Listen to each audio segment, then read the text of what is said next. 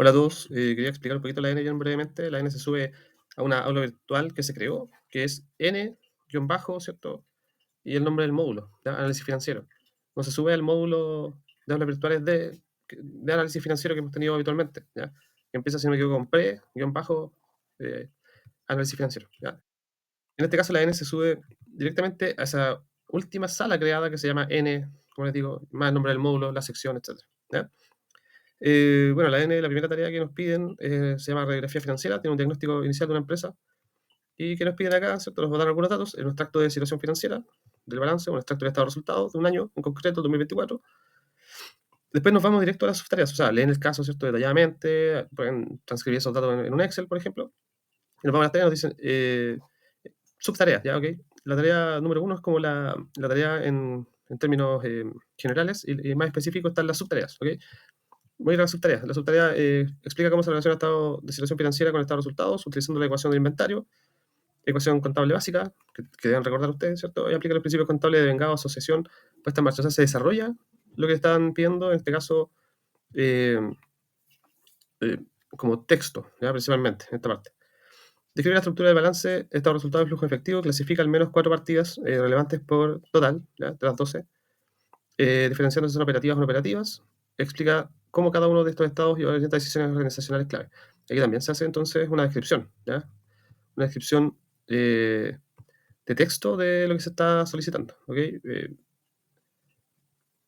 Entonces, en este caso, la primera tarea, por ejemplo, se puede hacer un análisis general de lo que son, ¿cierto? Los activos, los pasivos, o el activo corriente o no corriente, que es lo que está representando, de qué está compuesto. Podemos definir el principio, buscar la definición del principio de devengado, buscar la definición de asociación.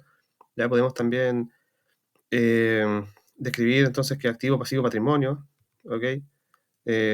Y dentro de estos resultados mostrar también entonces cuáles de las cuentas que se ven son operativas, ¿ya? O no operativas. Así, pero se estructura entonces la respuesta acorde a lo que les van pidiendo textual, ¿ya? Si les piden de vengado, buscamos la definición de vengado y la escribimos, ¿ya? Se hace como una respuesta bastante extensa a medida que vamos respondiendo cada una de las cosas que nos piden, pero es como, diríamos, más materias lo que están pidiendo aquí, ¿ya? Todavía no hacemos ningún cálculo con el estado de resultado ni el balance. Después tenemos la tarea número 2, ¿cierto? Que es la que estoy ahora. Ya. Aquí tenemos ciertas cuentas para 2 años, ¿ya? Y nos piden análisis horizontal de estas cuentas, variaciones absolutas, la resta entre el año actual y el año anterior, y la relativa, que es la división por el año anterior, ¿cierto? Para calcular el valor que representa esa variación respecto al año anterior. ¿Ya? Si me da 500, si el año 2023 tuve 500, el año 2022 tuve 1000, o sea, el año 2023 500, el año 2024, perdón, 1000, de un año a otro, ¿cierto? Si resto 1000 menos 500 me da 500 como resultado, ¿ya? Y ese 500, que sería lo absoluto, lo divido por el primer año, ¿ya? Y veo cuánto incremento. En ese caso, 500 dividido 500 me da 1 y por 100 sería 100%, ¿ya? De variación relativa o de variación porcentual. El análisis vertical también, entonces lo estructuramos las mismas cuentas respecto al activo corriente o, o en el caso, ¿cierto? Del estado de resultados, las ventas serán nuestro 100%. Perdón, en el vertical del balance siempre nuestro 100% es el activo total, ¿ya? Activo total. Y redactar también de manera literal, descriptiva, redactar entonces una síntesis de al menos 3 herramientas financieras, por ejemplo, de qué significan, de qué se tratan, de qué son. ¿Ya? Voy aquí a dar el ejemplo. Análisis vertical, horizontal, razones financieras. ¿Ya? O ratios financieros o indicadores financieros, que también lo vimos al principio de la asignatura. Definirlo, ¿vale? Como ejemplo, ¿ya? Entonces tomo estas cuentas y voy calculando, ¿cierto? Análisis absoluto, análisis, o sea, variación absoluta, variación relativa del año 2023 al 2024, ¿ya? Después, en ese mismo sentido, tomo el activo total como el 100% para calcular activo corriente y no corriente. Y así lo hago también. Recordemos que el activo corriente tiene que ser igual al pasivo más patrimonio, o sea, el activo total es igual al pasivo más patrimonio. Así que en ese sentido, no sé, en este caso, les adelanto que el activo total es 100 millones, ¿cierto? Entonces ese es nuestro 100%, que va a ser el mismo 100% que si usamos pasivo más patrimonio, que también va a dar 100 millones, ¿vale? Entonces se calcula sobre esas dos bases o sobre los activos totales y se analiza, ¿cierto? Cuenta por cuenta respecto a ese total. Ya, por ejemplo, si el activo corriente, porque aquí no tiene mucho detalle de cuentas, entonces el activo corriente me da 60, el pasivo, o sea, el activo no corriente 40, explico qué puede estar pasando, ¿cierto?, en la estructura de por qué tenemos pasivos de corto plazo que superan los pasivos de largo plazo, ¿ya? Etc. Explicar más que nada, ¿vale? Después la tarea 3, ya nos dan algunos, nos entregan más datos también, y lo que nos piden es el cálculo de principalmente ratios, ¿ya? 4 ratios en particular, que eso están en unas PPT, ¿cierto? La razón corriente o índice de liquidez, la rotación de cuentas por cobrar, el índice de endeudamiento y el ROE, ¿ya? Y como subtarea 3B, ¿ya? Segunda subtarea de la 3, redactar de nuevo un análisis interpretativo de máximo de 400 palabras sobre los indicadores de liquidez, eficiencia calculado, ¿ya? Una explicación de por qué o qué se puede significar o cómo puede estar afectando o beneficiando, ¿cierto?, estos indicadores a la empresa que estamos analizando, ¿ya? Eso está bastante simple y es parecido a lo que hicimos, ¿cierto?, en alguna actividad por ahí. El 4, flujo positivo, alerta roja, ¿ya? Aquí, que este quizás es como el más complejo, que también trabajamos algo parecido en los presupuestos, cuando hacemos presupuesto real, ¿cierto?, y flexible, nos dan 4 conceptos, ¿vale? Ingresos estimados, egresos estimados, por otro lado, ingresos reales, egresos reales, ¿ya? Ahí separamos, entonces, esto lo voy a llevar un Excel, ¿cierto? Y tenemos, por un lado, los ingresos reales de 3 años, ¿ya? O sea, de 3 meses, perdón, y después los egresos también estimados de 3 meses, ¿ya? Cada dato está en enero, febrero y marzo.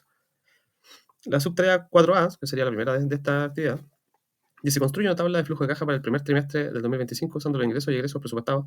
Compara los valores reales entregados e identifica las variaciones absolutas y porcentuales por mes. Ya, esto suena más complicado de lo que es, ¿ok? Básicamente lo que nos están pidiendo aquí es que tomemos la tabla, voy a subir, y veamos, por ejemplo, ingresos estimados 35, después 40.000, y saco la variación absoluta, ¿ya? 40.000 menos 35, 5.000, ¿ya? Y 5.000 dividido 35.000, va a dar un porcentaje, y ahí tengo la variación entre enero y febrero. Después lo mismo entre febrero y marzo, de todas las cuentas, ¿ya? Entonces en un Excel se puede hacer mucho más simple, ¿cierto? Mucho más rápido, porque hay que automatizar la fórmula ahí para que nos vaya calculando las variaciones. ¿Ya? Lo mismo lo hago con los 4 conceptos hacia abajo. Después, tarea 4B, bueno, ahí tenemos que ir viendo las definiciones y ver si hay déficit o superávit acumulado. O sea, también lo hicimos. Es cuando el tema que diga aquí flujo de caja, que si que hagamos el flujo de caja como lo hicimos, ¿cierto? La estructura gigante de ingresos por venta menos sino que aquí nos dice ingresos menos egresos. En un flujo de caja finalmente lo está completamente simplificado, ¿ya? Si nosotros entonces tomamos los ingresos estimados, hacemos este análisis, ¿cierto?, de variación, y después restamos. O sea, a los ingresos estimados le restamos los ingresos de un mes, el siguiente mes, y el siguiente mes, y ese resultado que nos va dando, que sería el flujo de caja, finalmente, la diferencia entre ingresos y egresos, le vamos a ir calculando el acumulado, ¿ya? ¿Se acuerdan? Que era ir sumando las diferencias hacia el lado, ¿ya? Y ese acumulado, ¿cierto?, podría representarnos un superávit o un déficit acumulado, ¿ya? Después dice tarea 4B, redacta una propuesta en la que explique 2 medidas de control preventivo y 2 medidas correctivas frente a las desviaciones detectadas, justifica tu explicación. En el caso de otras cuentas limitadas, entonces ahí ustedes podrían dar algún indicio, digamos, o recomendaciones de qué hacer según los resultados, si es que el dio positivo, negativo, ¿cierto? Si que las variaciones son muchas, son pocas, si es que hay mucha diferencia entre lo estimado y lo real, también, ¿ok? Entonces, no es una tarea tan complicada como suena quizás la redacción de la explicación, ¿ya?